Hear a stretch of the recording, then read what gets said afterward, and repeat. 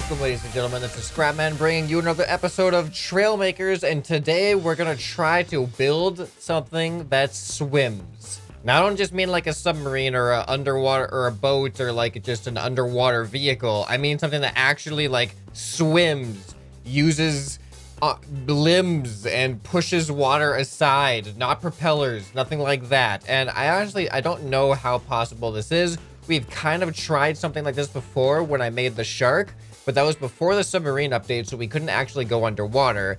But a waving tail did not work. Now, there could have been a variety of reasons for this. Maybe the shark was too heavy. Maybe we just didn't have a good mechanism to actually push water aside.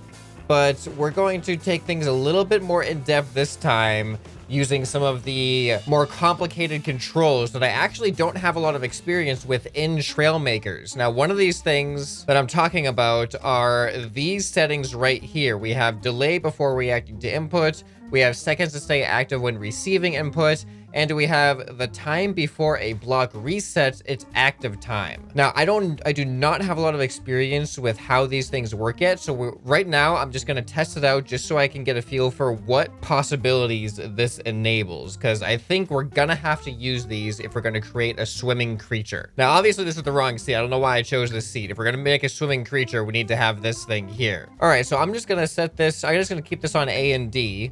And we're gonna look at what normally happens is A and D. There we go. So it's just gonna open and close like that, which doesn't really do anything for us. You know, just to make it make a little bit more sense, I'm just gonna rotate this. That way I can kind of imagine it like pushing against the water like that. It just looks ridiculous. Okay, so now this one is obvious. Delay before reacting to inputs, but these ones are a little bit less obvious to me. So seconds to stay active when receiving inputs. Let's say I put this at 2. And then if I just hold A, I'm assuming it'll turn to the red. And then even if I keep holding A, it'll stop turning to the red. All right, and A. Okay, all right, that's not what I expected. That's not what I expected. Just stayed active. Why did it just stay active? Seconds to stay active when receiving inputs. Maybe that only works for toggle. What if I put A on toggle? So now when I press it, it should toggle, and then will it reset after 2 seconds? All right, and I'm just gonna tap A. Toggle A, 1, 2. All right, it's not working the way I thought it was going to. All right, so then we have this one. The time before a block resets its active time. If 0, the block will stay inactive. Maybe these are linked to each other. So what if I have this on 2 as well? So I'm gonna hold down A. A. There we go. Oh, this is what we want. Yes. So I think this doesn't do anything unless you have a value here. So now what I'm thinking is if I put this at 0.5, it'll stay bent for 2 seconds, go back for half a second, then stay bent for 2 seconds. All right, here we go. And go, 2, go back, 1. There we go. Okay, all right. So that was the problem, is this value doesn't actually have any effect without a value down here. So these are going to be the major things for coordinating some type of swimming motion just by holding down the button. Okay, so now we need to figure out exactly how we're going to be doing this. In order to make something that can actually swim effectively, you need to be able to push the water aside, but then you can't just go back the same way like this, because otherwise you're gonna be pushing the water behind you, then you're gonna be pushing it back in front of you. So you need to push it aside, then you need to turn your fins sideways so they cut through the water, turn them back, push, turn them sideways. So it's kind of like this type of thing going on here. I think we're gonna need a combination of turning hinges and rotating servos for this. So the closer that this is to the steering hinge, the less of a force the steering hinge is gonna have. But if we move it further away from the point of rotation, it's gonna have a quicker speed overall. Even though we can adjust the speed of this, I want a little bit more freedom from that. So we're going to do just a grid block like this. And that's gonna kind of be like the arm almost. So we'll have the fin on the end of the arm. But we also need a rotating servo. Now, the unfortunate thing is rotating servos are heavy, so I don't know how that's gonna be with the steering hinge. I don't know if that's gonna make it difficult for the steering hinge. I think the steering hinges are pretty strong though. Oh, only 5 kilograms. That's actually not as much as I thought. I think they used to be a lot more. I thought they used to be like 25, but they're only, oh, this one's like 17.2. All right, so we're gonna have to coordinate. This is gonna be the tough part since I'm so unfamiliar with these control programs, is coordinating these two to work in conjunction with each other. Okay, so now this whole cycle will take 2 seconds. Let's just test that out really quick. This is just the steering hinge right now. 1, 2, 1, 2. I feel like we can go faster. We can definitely go faster. Let's do 0.5, 0.5, and that'll give us 1 second of a total loop time. And we're gonna need that information for programming the spinning servo in there because we need to add a delay onto the spinning servo. All right, let's see how this feels. 1, 2. That's not bad. Okay, so we have an issue is that I can only have it go green and not green with the press of a button. And I want this to be a 1-button loop. We cannot actually go into the red because otherwise they just cancel each other out because you press 1 button and both things happen at the same time. So I think we're going to actually have to use 2 different steering hinges here. That way the arm can extend this way and then extend all the way back like this. So now if I have the second steering hinge delayed by 0.5 seconds, I think this should be it. There we go. That's working. All right, so it's going completely forwards and then completely backwards. All right, I think we're on to something here. I think we are on to something here. So now we just need to time it with this rotating servo. So when it goes forwards, we want it to be like this. And then after, I think, half a second, we want it to rotate by 90 degrees. 88 is close enough. And then this is also going to be 0.5 and 0.5. So I hope that works. Is that right? So forward. It's actually kind of hard to see what's going on here. It doesn't seem to be responding fast enough almost. Okay, here. What we really need to see what's going on is we need a base that's going to keep us steady here. So we're going to have that and we're going to put a bunch of weights on it. All right, this should work. Okay. That's looking all right, isn't it? I feel like it could be a little bit better if the delay is only 0.25. Oh, yeah, that's looking derpy, but kind of what I wanted it to do. We should just be able to duplicate that to the other side, and I'm hoping it'll mirror everything effectively with the controls. And go. All right, now let's see if we can just hold the button. Up, oh, everything's reversed. Everything's reversed. All right, does this work? This is gonna be so weird. This is gonna be so weird. All right, so I'm just gonna do this for now. I'm thinking I might want to add like kind of like a mermaid tail type thing on it, but for now I'm just gonna add a static tail just to keep the back of us behind. All right, there we go. So let's see if this thing swims. I have no idea what to expect. Like I'm not having a lot of confidence based off of my shark experience. I'm really not having a lot of confidence in just pure swimming power, like pure mechanical swimming power versus engine-based swimming power. But I had to try. I think it would be an interesting episode either way. All right, here we go. 3, 2, 1, go. We're technically not like in the water yet. It's, oh boy. Okay, you know what? Actually, we need to set this control to space because as I'm pressing W, I'm tilting my nose down because of the seat controls. All right, ready? Space. We need a BCD. We need a BCD. We need to have a buoyancy control device because we're too heavy. We're sinking. We need to be able to neutralize our buoyancy, and then I think we have some promise. Where's the BCD? All right, then on top of that, I think the next most important thing would actually be some aerodynamic blocks on these arms because these things are actually cutting through the water. These are adding to the resistance here. So I think these are actually going to be really useful, really necessary to have as well. All right, let's see if this works. Do we float? Oh, no, we don't float with the thing on its own. Maybe I can put these BCDs on the side up here. Oh, this just looks terrible. But I feel like we need to have it next to the actual diving bell. All right, well, let's see if this makes us float. There we go. We're like semi-neutral here.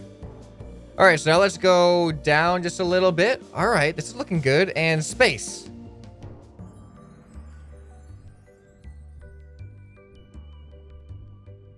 This is not working, is it?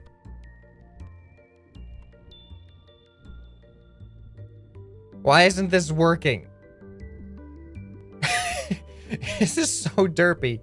Why won't you work? Please work. Please work.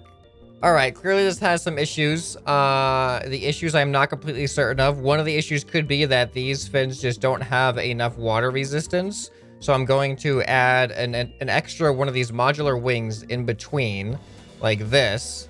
And we're just gonna hope that this is sufficient. All right, let's see how this does. Ready, go. It's looking like that looks pretty good to me, doesn't it? You know what? I think it might be the rotating servo timing. I think the rotating servo timing is just a little bit off. I'm gonna change it back to 0.5. I didn't feel like that was good at first, but now I'm thinking that the 0.25 isn't that good. All right, let's see if this was any better. This is better. This is actually way better. Interesting. Okay. Okay. This is starting to work. And look, I'm even trying to turn here. All right, so now let's turn. Now let's try to dive under the, let's rotate to the right a little bit. All right, now let's try to lower our buoyancy. We're gonna go underwater here. We're moving. We're moving, we're on our way. Okay, so the next step is adding a tail that actually propels us. And now this is the part, I don't know how the tail mechanic should work. I don't think that just plain going up and down like this, I mean, I feel like that should work, but it didn't work with the shark. So we might have to make like an S kind of motion, which will look really, really cool. I just don't know what to expect. All right, here we go. It's gonna be so weird. Oh, this thing looks so derpy already.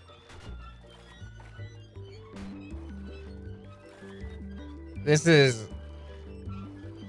doesn't look right. This just does not look right, but we're gonna add some more to this. Okay, so now this, oh boy, we're kind of heavy. All right, let's hurry up and test it. Oh, that doesn't work. That doesn't work. All right, so the tail is a lot harder than I thought it was going to be. And I've been doing a lot of testing, and this is the best I've got so far. I don't know if this is gonna do anything, but all I know is that this is also making me a little bit more back heavy, which makes my floating a little bit more sketchy. So I'm just gonna save what I got right now. We're gonna put this thing in the water and see if it does anything. All right, ladies and gentlemen, here we go. So when I press space, everything should work in unison with each other. But here, let's lower our buoyancy a little bit so we're underwater. This is gonna look so ridiculous. Like, so ridiculous. All right, in 3, 2, 1. Majestic mermaid.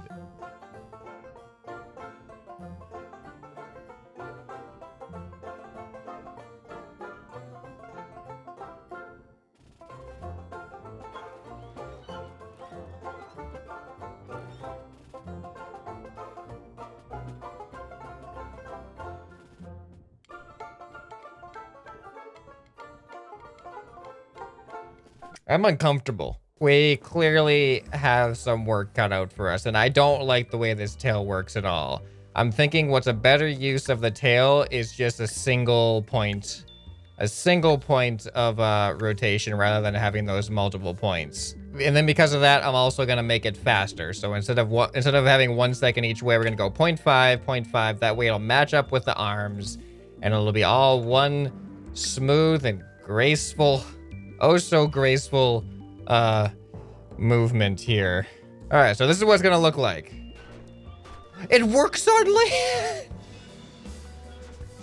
land. We're actually gonna make our way into the water somehow. Somehow we're actually gonna make our way into the water from the land. All right, this might be a better land vehicle than a sea vehicle. We'll find out once we actually get into the water. This is stupid. This is just stupid. Into the water. Oh. We're going. We're going. We're doing it. Kinda. We're kinda. I don't know if the tail is really helping at all. All right, here, let's go. Let's lower our buoyancy. All right, we have no more buoyancy. We should be sinking. Kinda. Yeah, we're sinking. All right, I'm trying to control it here. All right. Hey, if I zoom in on it underwater, you don't really have that much of a point of reference, so it kind of looks like we're doing really well. Kinda. Not really. But then once you see that we're just kind of falling instead of going forwards, it's not as impressive. Like, I feel like we're on... I feel like this isn't terrible. Like, we're on an okay track here, and we've made progress. Like, we're definitely going. We've made some progress. I'm wondering if all we really need is more. What if we have 4 arms instead of 2? It might just be a matter of scale here. We just might need more water resistance. So you know what? I'm gonna scrap this tail, and we're gonna make basically a 4-legged swimmer that's gonna kind of do like a breaststroke type thing, I guess. Yeah, that's what we're gonna do. We're gonna have like a breaststroke type thing. And with this being solid, then we can actually put our BCDs kind of like on here. All right, so then easy enough. I should just be able to copy and paste these arms. There we go. All right, let's see if this works. And we might need another BCD here. All right, let's see what this does. All right, we can't float. All right, I'm just gonna press space. Oh.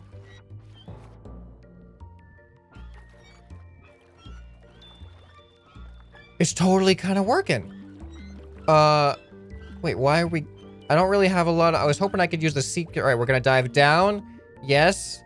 Yes, dive down more. Dive down more. All right, we're actually... If we lower our BCD, that'll help. All right, now let's kind of tilt back up. We have control. We have control. Now dive back down. Dive back down. Come on, dive back down.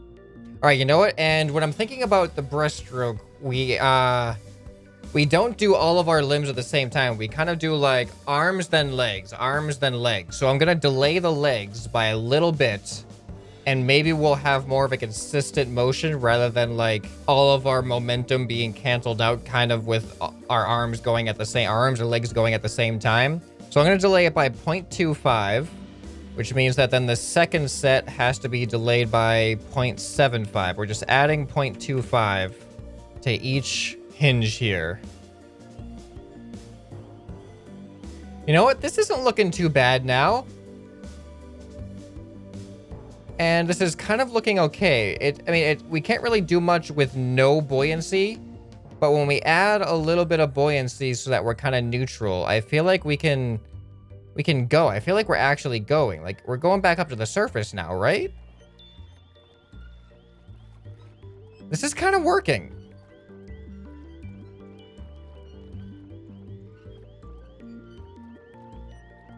Honestly, I don't feel like there's a lot more we can do to make this thing more hydrodynamic. The diving bell is hydrodynamic. We're blocking these grid pieces here as best we can. I guess maybe just adding a piece right in front of this is the only other thing that doesn't have water kind of coming off or being deflected around it. So the only thing left that I'm going to change other than adding that in is I'm just going to add literally just one more section of this modular wing, just for some extra water resistance, and we're going to see if this is going to actually help us. All right, let's see if this does anything. All right, we can still float at least. I feel like this is going to be a lot of weight for these hinges to kind of deal with. But let's see what happens. Ooh, this isn't feeling that. This is feeling a little bit more clunky. But actually, no, it feels faster. I wasn't looking at our speed. Like, our speed is all over the place, though. 27, 29, 23, 24, 25. Yeah, our speed's all over the place. I'm seeing it like max up to like 26 or 27, which is actually kind of cool. All right, let's go up a little bit.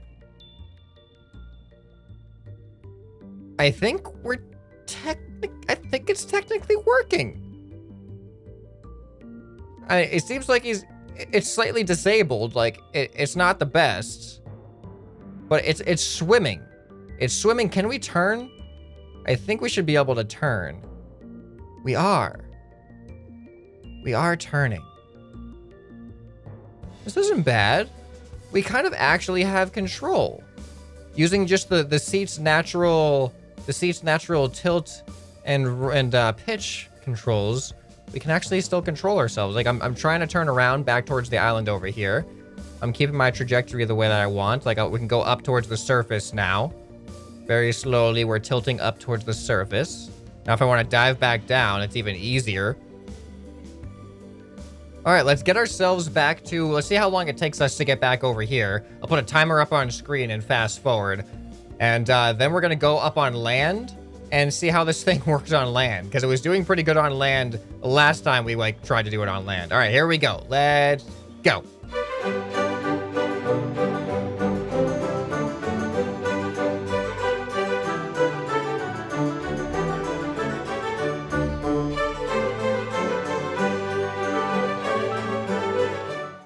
All right, we're here, but we're kind of like drifting away, so we're gonna have to reorient ourselves. I don't know how long that took. I wasn't keeping track myself, but it took a little while. All right, come on, get up on land. All right, here we are. Here we are.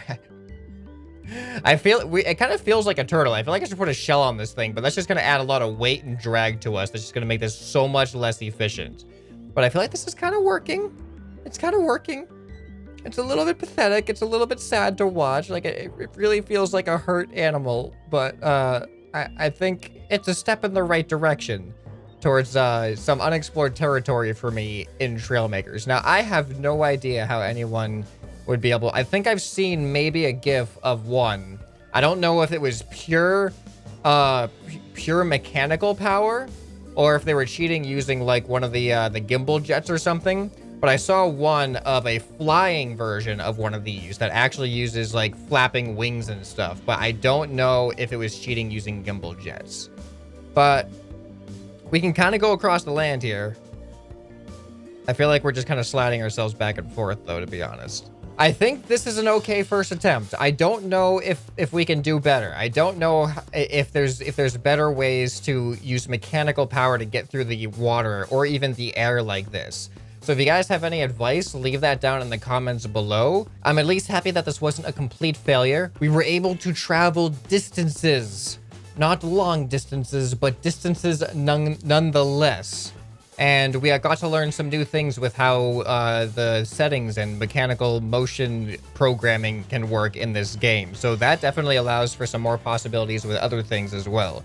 So let me know if you have any ideas on what you would like to see me try to do in future Trailmakers episodes. Doesn't have to be vehicles like this. It could be anything, any ideas at all. Because I just want to know what you guys are interested in watching in this series. Trailmakers is a super fun game that I'm having a lot of fun playing.